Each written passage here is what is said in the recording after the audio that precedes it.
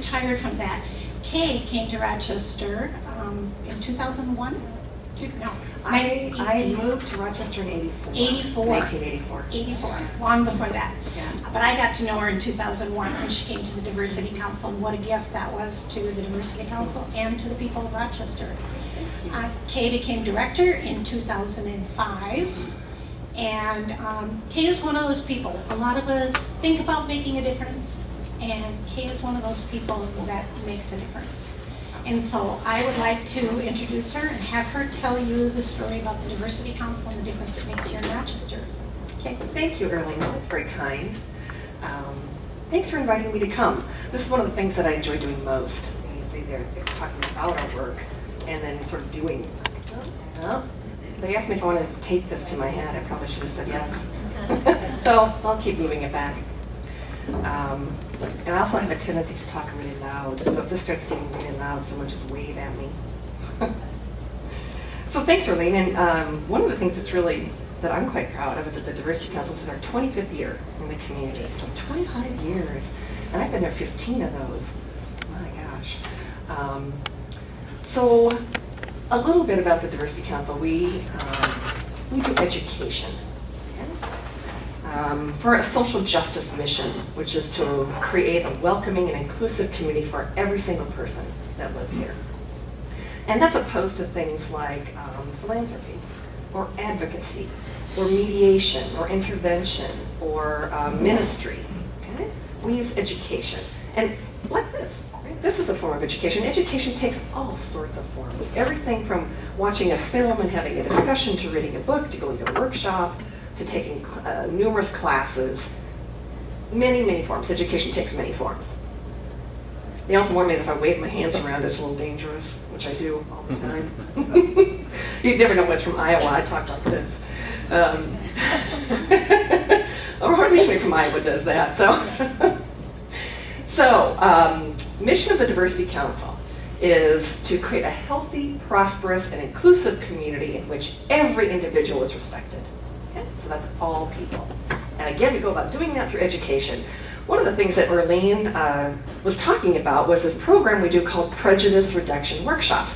And that is so long and sort of cumbersome that we shortened it and we called them PRWs, which is meaningless, right? Nobody knows what that is unless you're an insider. And so we decided to change the name. And they've been changed to SPARK Workshops. Igniting people, connecting people, not igniting people. Oh dear. Connecting people, igniting change. So we have youth education, we have adult education, and we have community engagement. So that all being told, I know that one of the things that your congregation is exploring is this whole idea of building bridges, right, to peace and understanding. And so I'm just going to share a few things with you about how, right, things to ponder and consider. So in that, I think that it's critical to contemplate the idea of diversity and contemplate the idea of inclusion. And those are different things. Yeah? Different things. And you probably all know that. But diversity, all right, I'm gonna travel around here in my PowerPoint. There. So diversity is all, okay, here we go. Looks a little strange, but so what? It's better than that. Thank you. Diversity, all the ways that human beings differ. It's limitless. All the ways that human beings differ. It is also, so it's the thing, right, about people. It is also describes the extent to which some kind of system or organization or institution, or in your case, a church, is, the people are different from each other. All the ways that people differ. And one of the things that often comes up in the conversation about diversity is that we also, and you know this, we count and track people. How many people of color do you have? How many men? How many women? How many are over the age of 65? How many are under the age of 3? Yeah? And people are like, wouldn't it be lovely to live in a world where we didn't have to do that? We shouldn't have to count people. We shouldn't have to track people based on their difference. But my reality is that we live in a world where that has to happen. Otherwise, how do you know where disparities exist? How do you know who isn't getting enough free and reduced price lunch? So some of that is necessary. Some of the systems for counting and tracking people have become somewhat antiquated, haven't necessarily caught up, right, with the necessity of doing that. So I kind of caught up in this language and system barrier in terms of counting people, but nonetheless does need to still be done. So inclusion.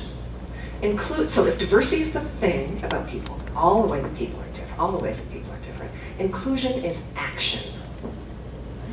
It should be intentional. It doesn't ever stop. So it's not something on a list that you check off and go, oh, we just did that. Kay came and talked in the middle of our service. We're now inclusive.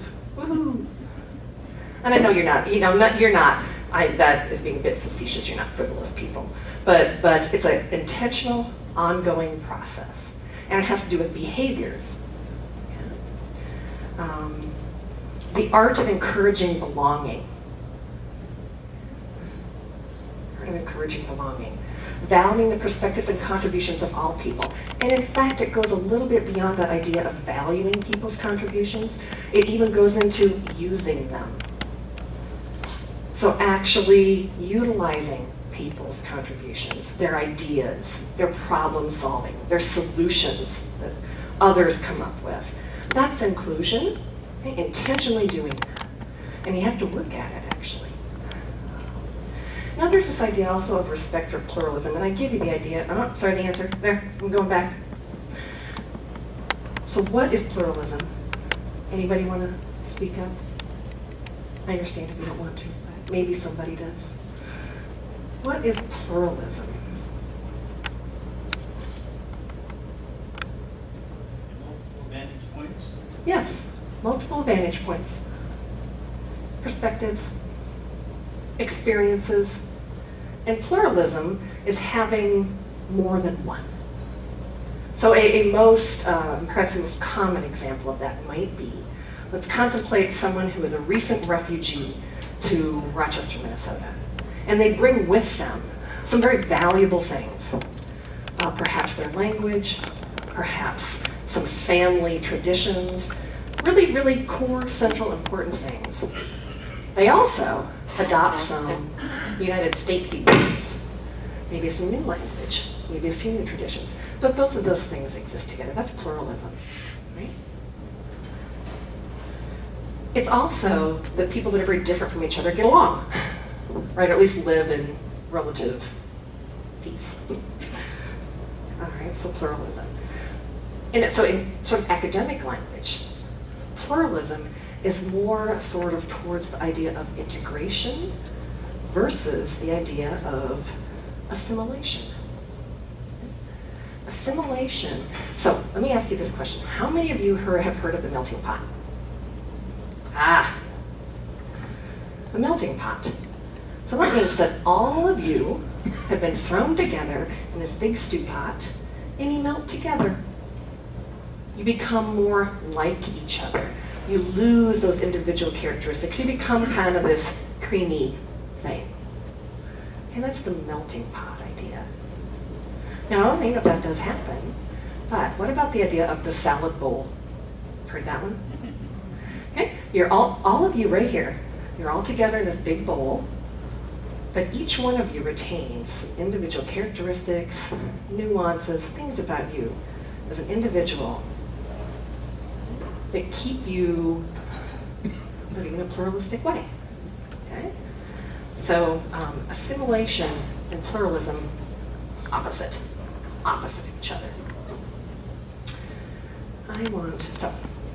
So diversity and inclusion. Diversity is the thing, inclusion is the action. Why is this important?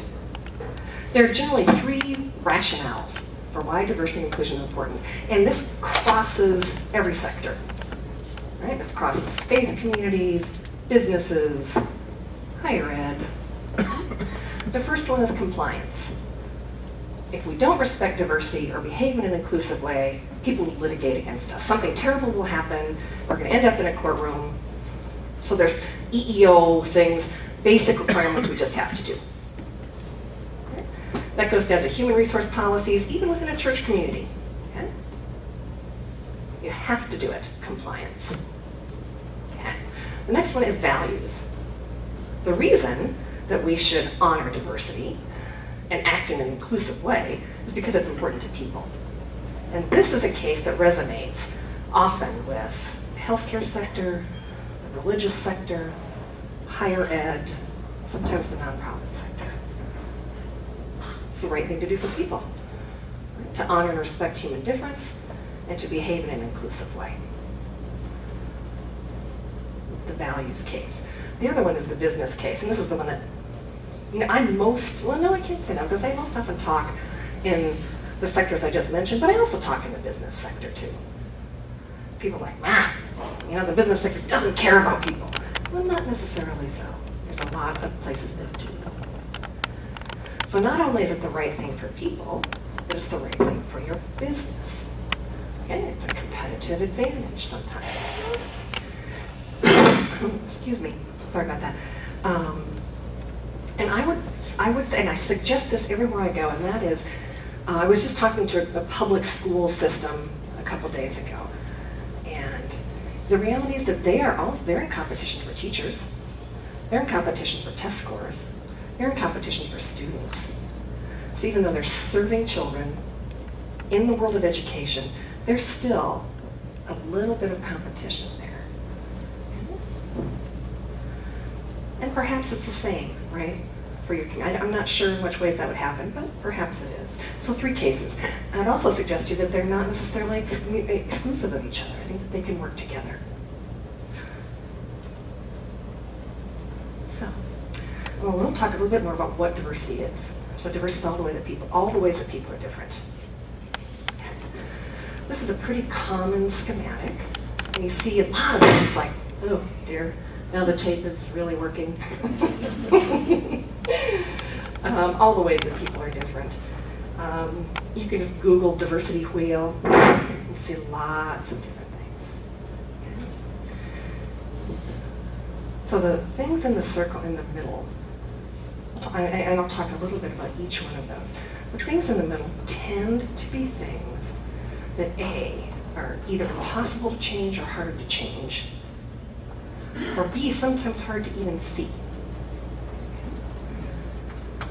And I call that part a difference that makes a difference. Sometimes there's human difference that makes more of a difference in how people access and experience the world. Okay? Sometimes there's human difference that makes more of a difference in how people access and experience the world. So just start at the top there with age. Can't change it. There's nothing you can do about it. Although I'm sure there are people who are trying somewhere. There's going to be some miracle thing. But clearly age makes a big difference in how people access and experience the world. And by that I mean the world writ large. What are the opportunities out there? What are the basic needs that you have to have met? And how do you move beyond those? So age. We're going to move to the right. Race. We can have hundreds of conversations about race. There's so much to know. It's so interesting. Some of the basic things, right, to take away about race is, number one, the idea that it's a social construction. How many of you have heard that word? Some of you I know have. Yeah. Okay. In other words, what we've done is society has created this idea of race, and we've attached it to this visual thing, and we attach meaning to that. So when we look at a person, and I'm again saying in general, sometimes humans look at another human and go, oh, okay, I see skin color, I see some hair texture, I see facial features, and I put that all together and I name it. And that has been socially constructed. The other thing that has been socially constructed with that idea is the idea that skin color, hair texture, facial features, and a few other things that go along with that are linked to really complex human traits like intelligence, athletic ability, or artistic ability. That link isn't there, even though we have socially constructed that idea. Lots to know and think about in terms of race. And in the US, this idea of race is very, very different from other parts of the world. It's very intriguing to talk with people of color from other parts of the world, and they're like, wow, when I came to the United States, I didn't know I was black. Wow. What that means here. Okay? Fascinating. What else want to say about race? I think that's all. Going back down, then there's ethnicity. Now, race and ethnicity are not the same thing. And you will even hear persons who work like in multicultural affairs or in the world of diversity and inclusion who conflate those two things. Ethnicity is more subtle. It has more to do with heritage, national origin, tradition, of where you were born on the planet, where you grew up. For example, I am from Iowa. Did I tell you that already? Yes. And I'm Norwegian American. Can't change that. That is my ethnicity. It's part of my heritage. So different things, race and ethnicity. It gets really complicated when we go back. Remember I talked about these systems that we have for naming and describing and tracking people. It gets really complicated when we start talking about people that are Hispanic. Is that an ethnicity? Is that a race? There are black Hispanics and white Hispanics. And there are brown Hispanics. So it gets complicated. Come back down to physical and mental ability. Clearly affects how people access and experience the world. Sometimes people can change this, right, for the better. Sometimes it changes for the worse. Sometimes you can't see it. Sometimes you can. Clearly affects people's access and experience of the world. Sexual orientation, that phrase means everything within the human sexual experience or behavior. It doesn't only mean people that are gay and lesbian. Everybody. How many of you have heard the little acronym GLBT? Gay, lesbian, bisexual, transgender. Now, right now, in this world, right, of like gender studies, etc., this concept of being transgender is sort of moving from the conversation around sexual orientation into the conversation about gender and gender identity, okay? Which is probably for the best and for good. But nonetheless, that's where that conversation is sort of happening right now. Persons that are transgendered are born with one set of like genitalia and chromosomes, but feel they're the opposite gender. Some of the other language that you can hear around that is sometimes transgender persons will say, I present 24/365. That means I am this identity all the time. Some people don't. Some people present some of the time. It's estimated, although not really known, that maybe 1% to 2% of our population are persons that are transgendered. It's not a huge amount of people, but nonetheless. There's also some people are born intersexed. It means that they have a complicated combination of male and female. Again, estimated maybe somewhere between 1% and 2% of our population. Sometimes babies, parents at the time of birth make a choice then, either to raise a child with a certain gender identity. Sometimes they elect surgery, sometimes not. Sometimes the child or the person themselves will choose later in their life. Anyway, maybe 1% to 2% of our population. In terms of people that are gay and lesbian, it's not really known. Anywhere, it's estimated between 5% and 12% of the population is that. Don't know for sure. Some of that's complicated around self-reporting and what people are willing to say and disclose. So gender, so we kind of crossed between both of those. Sexual orientation, gender, and gender identity. But those things clearly make a big difference in how people access and experience the world. I noticed all these things. You know, people that are intersex, gay, and lesbian, et cetera, are looking for church communities just like all of you are. So difference makes a difference. More of a difference than some other differences. That's not to say that the things on the outside of the circle are not critical, right, to one's existence.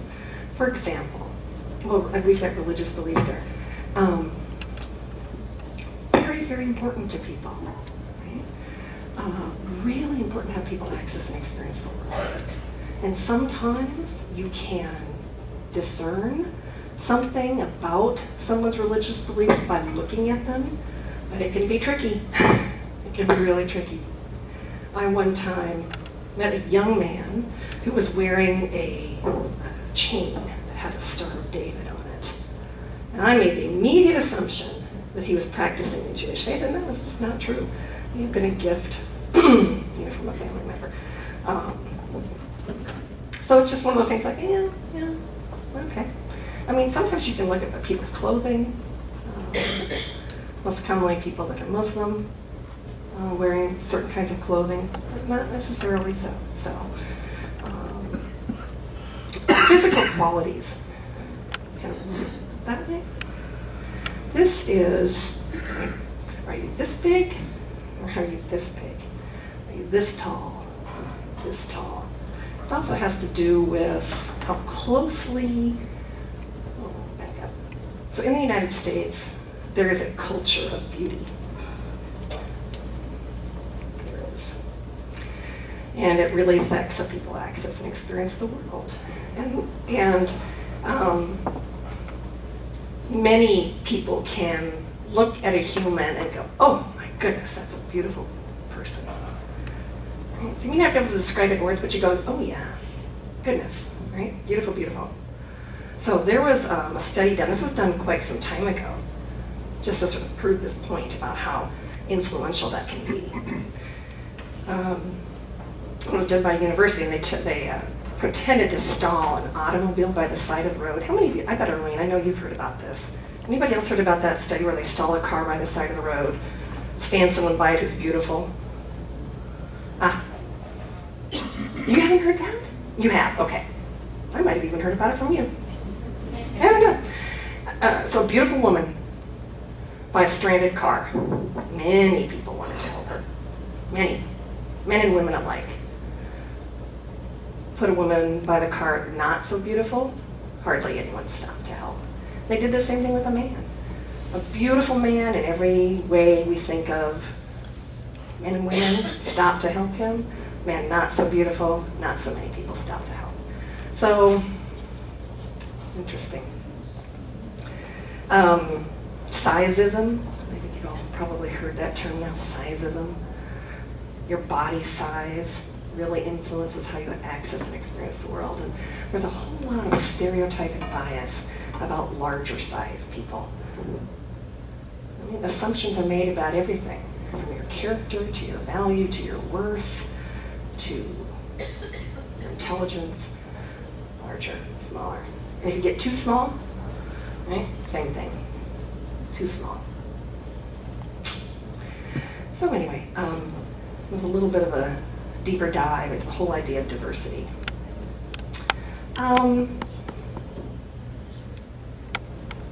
Okay, so we've got diversity, we have inclusion. So some of the things that we think about and talk about is, what are some of the barriers to being inclusive? What are some of the benefits of being inclusive? And this is for any organization, right, or system. So I'm going to talk really quickly about some individual barriers to inclusion. And this is not being a bad human being, all right? So I'm not talking blaming, shaming, guilting bad people. Every human on the planet does what I'm going to talk about. And I'm also going to tell a little story that I insert myself into, but I want you to know it's not true. All right, it's not true. So bias, I told you I'm from Iowa. I'm really more comfortable with people from Iowa. I just am. I grew up there. I know the people from Iowa, love people from Iowa. I have a comfort level there. I feel like I'm going home. You know, it's just how it is. I just have a slight bias for people from Iowa. Okay? My husband grew up in Minnesota. Slight bias. He loves the people from Minnesota. That's his home, his comfort level. He just feels really good about people from Minnesota. Okay? So bias. Bias is a preference. It's not necessarily negative, but it can be. A preference. A stereotype is a huge generalization about a group of people. So if I were to relate that to the fact that I'm from Iowa, I just thought I should let you know that my lived experience growing up in Iowa tells me that all the women in Iowa are smart. Who's from Iowa? Who? All right. Okay, you know what I'm talking about. Women from Iowa. We're smart. You're from Iowa. Oh, there's three of us here now. Yeah. Every woman I have ever met from Iowa is smart. Funny. That's what my lived experience tells me. Yeah. Prejudice is prejudging people. So making decisions about people before you get to know them. You know, it's really a crazy coincidence, but so many of the women in my neighborhood are from Iowa. That's really amazing.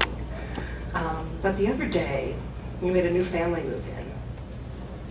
2 women who moved in together, and they're from Texas. You know, we all know what the education system in Texas is like, right? The likelihood that they'll be as smart, as funny, as my neighbors who are from Iowa is so small. I mean, why would I even want to get to know them? You know, we have a book club in our neighborhood, and again, it's amazing. All the women are from Iowa in my book club, and we have such a good time. And I think I'm gonna, the 2 women from Texas, I'm gonna kind of save them that embarrassment of coming to the book club. I'm not gonna even ask them. They wouldn't fit in. They're probably not smart enough, to talk about our books. That's discrimination. Okay? So bias, stereotyping, and prejudice, it happens to every one of us. There's fascinating brain research out right now about how you have this older evolutionary part of your brain that does just react that way to external stimuli. Those ideas come quick. But thankfully, you've got this big part up here, which can help control that. It's really interesting. So bias, stereotyping, and prejudice, every human has it about some human difference. You just do. And we kind of know what yours are, that helps. It goes a long way towards stopping discrimination, not inviting the Texas woman to your book group. Okay? So discrimination is action. Okay. There's a really great online test. It's really easy and simple. It's called the Implicit Attitude Survey. Any of you seen that? Arlene, have you ever done that? Implicit Attitude Survey. You can just Google that, and you can go, and there's like little visual things you can respond to and words you can respond to. Now, this is not an entire picture of you as a human, all right? It's just a little glimpse. And it's really quite interesting. How do you react to images about being disabled? Right? How do you react to images of black and white? It's fascinating, really, really interesting. So, individual barriers to inclusion. So some of the things that you can do to challenge that is, there's these, like I call them, tools for behavioral change.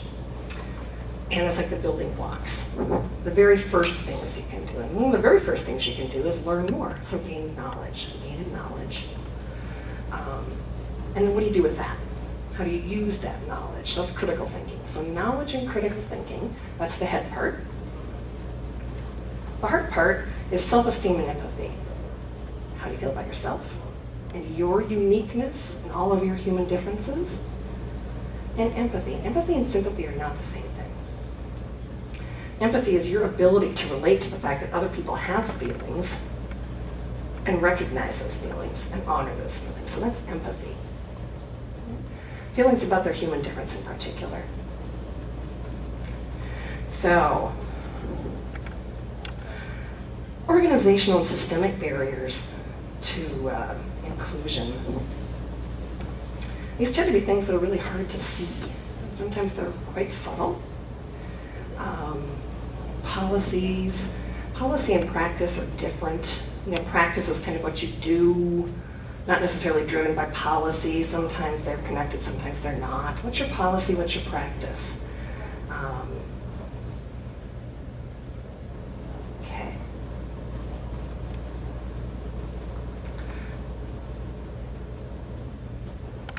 Right. So how many of you heard of DMC? I haven't heard too much about DMC, no.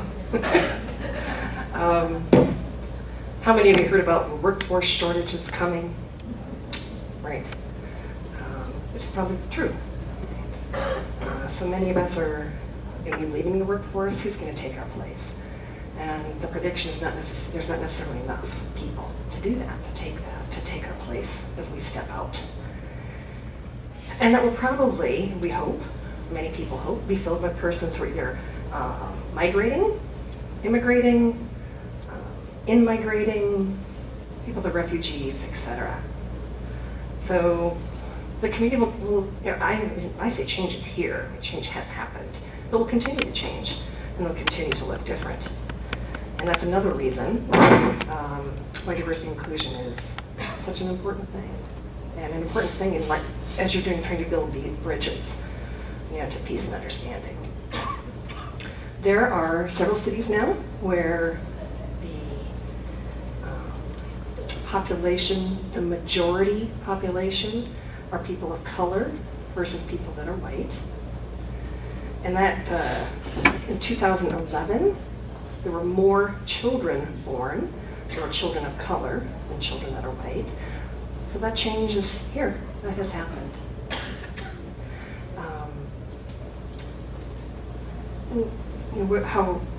So that's happening, that's going forward. Another reason to think about diversity and inclusion. Now, I am done a little early, and I'm sorry about that. Maybe you're not. Should I tell you my horrible story this morning? Should I be truthful? I don't need to be. Okay. I had presentations that I thought I had uploaded on my flash drive, and I didn't. So, it's back in my computer, in my office. Another thing that I think I want to talk about is how important your words and language are, and how that can be for you as a person, as a human, as an individual who is trying to behave or work in a more inclusive way.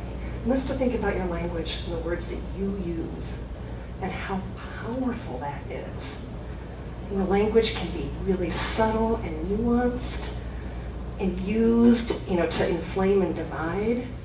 It can also be used to unite, to honor, to value, and unite. And the difference in perspective between what you say and how someone may receive you can sometimes be very shocking. I don't know if you've ever had that experience where you've said something and the reaction to you was nothing like you expected. Anybody?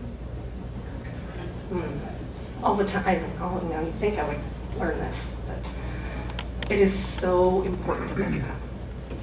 And there's this phrase that's used to talk about that, and we use it a lot, and we call it intent and impact. Okay? Your intent is one thing. Your intent is to not harm. Your intent is to be neutral. And your impact is something vastly different. Wow, why did that happen? And sometimes our very first reaction to that when you learn about it, if you learn about it, is to sort of blame the other person. Defend yourself and blame the other person. You just weren't listening to me close enough. You just can't take a joke. I was joking. You got a chip on your shoulder. Come on. Intended impact. Why? The first thing is, okay, so why did that happen? Every single person has a different historical interpretation, perspective, and lived experience. And it's likely that person's lived experience is not yours. Doesn't mean that it's less valid or more valid than yours, just that it's different. And that could be why your impact was different than what you thought. Not necessarily, but sometimes. So intended impact in your communication is so important. And if someone does have the courage, right, and the bravery to come to you and say, okay, when you use that phrase, crack the whip, this is what it means to me. And instead of me going, I didn't own slaves. Come on, what's wrong with you? That's just a phrase. It means nothing. Okay, I recognize it may mean nothing to you, right? Which is your real lived experience. But it may mean something to that other person, and I just told you that it did. So what do? And say, thank you for letting me know. Thanks for letting me know. Now I have more information. So here's another, so crack the whip, right? Historic link to slavery. It means that to some people. It may not mean it to you, but it does to others. Oh, okay. That's so gay. Heard that? Oh, that's gay. So people are like, okay, gay doesn't mean that anymore. That word has changed meaning and definition. But the fact is that that's not a compliment. When you say that's so gay, it's not a compliment. That's so gay. That's not what people mean. It's an insult. It's a negative thing. It's not a compliment. A lot of young people use that and don't really realize, how powerful that can be. I was just at I was just at a giving a workshop the other day, and people were talking about their efforts at being inclusive, and a group of students had created a t-shirt with a slogan on it. And after a lot of debate and discussion, they decided not to use it. And that slogan was, same is lame. Why would that be disturbing to what? Why do you think there was debate about that? Anybody? Thank you. The reference to lameness. Now, there's some people who found that distressing. Right? Same is lame. The thing that's really tricky is that sometimes people fear talking to each other. I'm going to say the wrong thing. I'm so worried about either sounding like I don't know or being terribly worried and concerned I'm going to insult and offend another human, that I just say nothing. Don't do that. There's no way that you're going to know every possible thing about humanity and all its amazing difference. You can't. People make mistakes, and that happens. And what do you do then? You're a human. Whoop. Oh, I'm so glad you told me that I made it. That this was offensive to you. I made a mistake. Thanks for letting me know. Now I know a little more. I have knowledge. Remember that first piece, knowledge? I have some new knowledge. Now I can think critically about it. It might affect my empathy. So the power of your words and language is so important. A couple interesting other concepts I'm going to just toss out at you. One is the concept of microaggression. Anybody heard that word lately? Microaggressions? Kind of new in the diversity and inclusion world and communication world. And microaggressions are those small, subtle, nuanced things that people hear every single day. And after a while, they'll kind of pile up. A microaggression. Go out and Google microaggression. It's really interesting. The other one is the idea of reclamation. Anybody heard or explored that idea? Reclamation? Yes. How sometimes there are words in our vocabulary that have historic trauma, historic harm, terrible, negative, icky, bad things. The N word. Everybody know what I mean by that? Okay. So, no one agrees on this, by the way. No one. There's a vast array of opinion out there. But in some places, with some people, there's this not necessarily even intentional attempt to reclaim that word. Okay? And that means to change it from the harmful, hurtful, historically traumatic, awful thing that it is to something else. Sometimes, but not always. Young men of color do that, right? Sometimes, but not always. Do all people that are white and all people of color agree with that? No. In fact, there's also an entire movement to abolish the use of the N-word in any way. But what happens sometimes is that if people that are white hear a person of color use that word, it's like, how come they get to and I can't? Because you're not a person of color. It's not your historic experience. You probably haven't had it used against you in order to reclaim it. I'm not saying that's exactly what's happening, but I'm just offering that is a possibility. Okay? When you hear that, go, oh, I wonder if that's what that is. And it doesn't mean that it is. Okay? Sometimes it's used, to make money.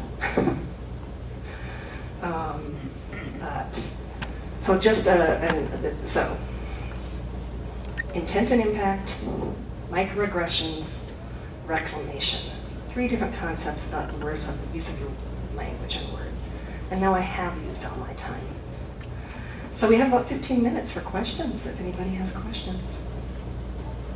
Yes?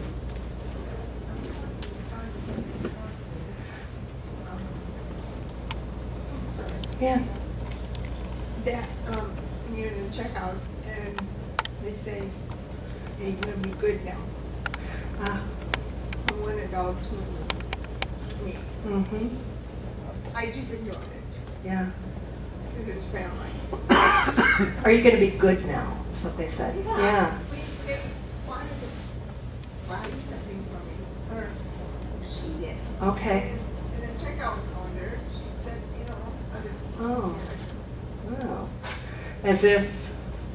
I don't know. Yeah.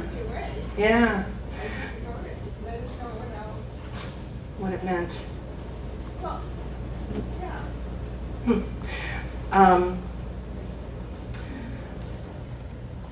So what do you do? Your experience, and your name is Laurel. Thank you.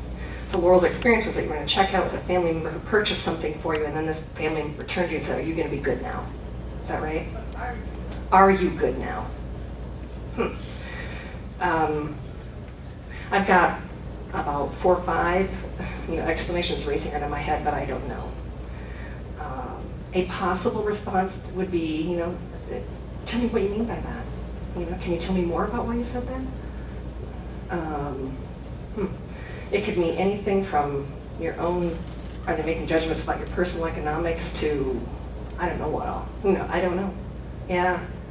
But if you feel comfortable enough to just ask the question, tell me more about that. Or, when you say this to me, I question why you're doing that.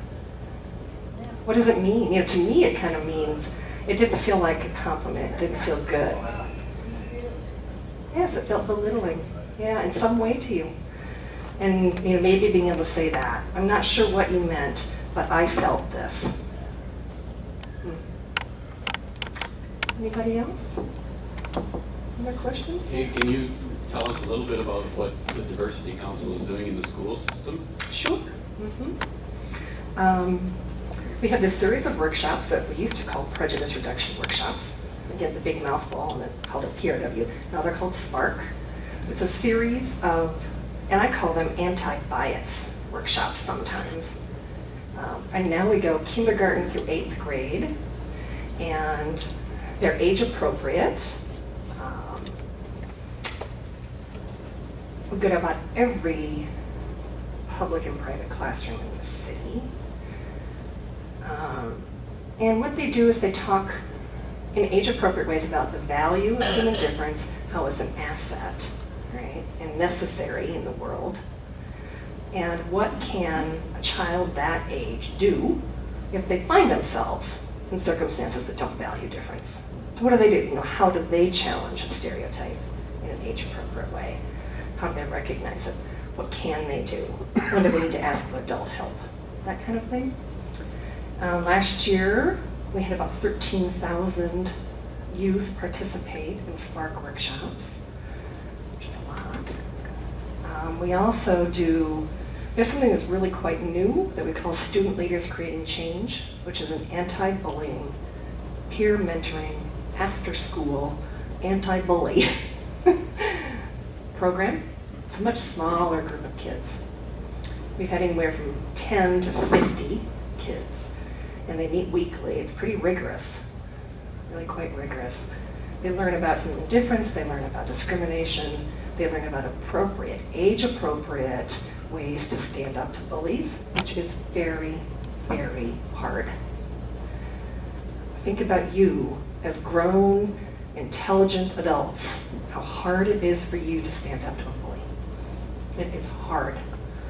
And you're not in the same peer group and situation as kids in high school as kids in high school are. Hard. So we do that. And they also develop a little cohort, right? So they have this little group of kids, you know. Should someone want to stand up to a bully and just couldn't do it, they have that group to turn to either say, we know. You know, we know it's hard. We understand why you weren't able to do it. So that's happening. We also did what we called a Peacemakers Day Camp this summer. And we worked with the Boys and Girls Club and the Y. We did 4 camps, 60 kids. It was a day long. They learned anti-bullying strategies. They learned about discrimination. They learned about civility. They learned about leadership. Peacemakers Day Camp. So I try to do that again. So that's pretty much. And then we do some other things. We help sponsor this production of this play called In My Shoes, where high school students will get up and tell their personal story of discrimination or exclusion in the school. It's quite powerful. It will be very emotional for kids. So, from that walk, you ever walk a mile in my shoes, nobody really walks in another person's shoes, but sometimes by telling stories, we can learn more about each other. So, yes, ma'am. Who leads all those workshops then? We have a youth education program manager. Her name is Banji Castro. So she's the manager of all youth education. And then we hire people to deliver the workshops. We call those folks facilitators. Arlene did that for a long time. She also helped train people to do that work. And we pay people to do that. They go through about 35 hours of training to become a facilitator, and then we send them out. We have a group of about 30 people that do that. And we also have a group of about 12 people that do adult education, and their training is just a little different. It's different, with youth versus adults in an institutional or system setting. Yes, sir. What is your funding source? We have several, and we always need more. So we have government money, right? So we have city and county money. We have foundation grants. So that's where you write for a specific program with specific outcomes to a place that funds things like you do. So we get programmatic foundation grant money. We get money for products and services. So we sell things. The school district pays us money, for our workshops. Some other places license our curriculum, some money for products and services. And then we have corporate and individual donors and benefactors. So it's a pretty diversified funding stream, but it's very volatile. We have to raise that same dollar every year, over and over again. There are some nonprofits in our community who have like state contracts or even federal contracts or the National Institute of Health, things like that, where, there's one place in town that, has had the same state contract for 28 years and they know it's going to keep coming. And I think, oh, wow. But it's also very complex. That money is very complicated. You have to do a lot of things to manage it. It's not easy by any means. So a lot of sources. Could you, Yes. could you discuss a little bit about the reaction you get to political correctness, Mm-hmm. negative, positive, Yeah. In different groups around the Sure. community? Sure. Pretty strong. And think about that, and a pretty common response to asking people to think about their impact when you're communicating with other humans is to say, well, that's just a little too PC for me. I'm so sick of having to be PC, right? And I sometimes think that comes from this dislike of somehow feeling some kind of outside requirement of force is imposed upon you. And that someone is telling you what you can and cannot say. And that is somehow, it's not the First Amendment, right? Right? And all I say to that is, think about what I call the platinum rule, as opposed to the golden rule. Treat others as they want to be treated. The platinum rule. The golden rule is treat others as you want to be treated. The platinum rule, treat others as they want to be treated. Why would we have to think about it as being PC? Why can't we just think about it as, I wonder what this person would appreciate and value the most? So, but it's really strong. PC kind of came from the 60s, that phrase, political correctness. And also people fear saying and doing the wrong thing. You don't want to look ignorant. You don't want to look like you purposely said something wrong, and people fear offending others. Most humans don't want to do that. And so, retreat. Sometimes people just retreat from having conversations with each other, which is too bad. Did that help? And I saw it. Yes, sir.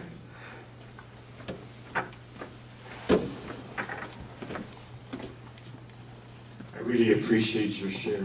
You've done a Thank you. great job of communicating. Well, thank you. And sitting here, I come from some theological training, and I'm thinking of a quote from Scripture. Jesus said, "I was a stranger, and you welcomed me." And you brought that to mind for me in a reminder in a good way. Thank you so much. Oh, thank you. That's very kind of you to say. One of the things that we talk about is being welcoming. How can you welcome others that aren't like you? So, thank you. Anyone else? Yes. I think we just, as parents and grandparents and, our kids really look up to us and stuff, so we need to make sure that we're setting the example. Even if it's hard for us, with everything going on with ISIS, all that kind of stuff. And, we may see people that we don't know that well around the community, but we need to make sure that we're not, imposing our, maybe feelings to our kids, because then they go to school and then that's what comes out of that. So I think it's really important to be mindful of that. We are role models. It's, we are. Like you said, as parents and grandparents, but also to other adults. And people watch what you do and what you say and how you behave. If you say one thing and do the other, which we all want to do, right, as humans, that people notice that. Indeed. Anybody else? Thanks for having me come. Kay, thank you very much. Yes, many thanks to Kay. We are grateful that you are here. This fits in excellently with our series this year on building bridges of understanding and peace. Next Sunday, I invite you to join us. Matt Hafer, who's a member of Zumbro, who spent the last year teaching with the Division of Global Missions over in Slovakia, will be sharing his story and some of the international bridges that he built there. And he's got great stories about his time, his students, his discoveries about himself, and especially his being able to share his gift of music. So I invite you to join us next week for that. Again, thank you very much, Kay. Thank you.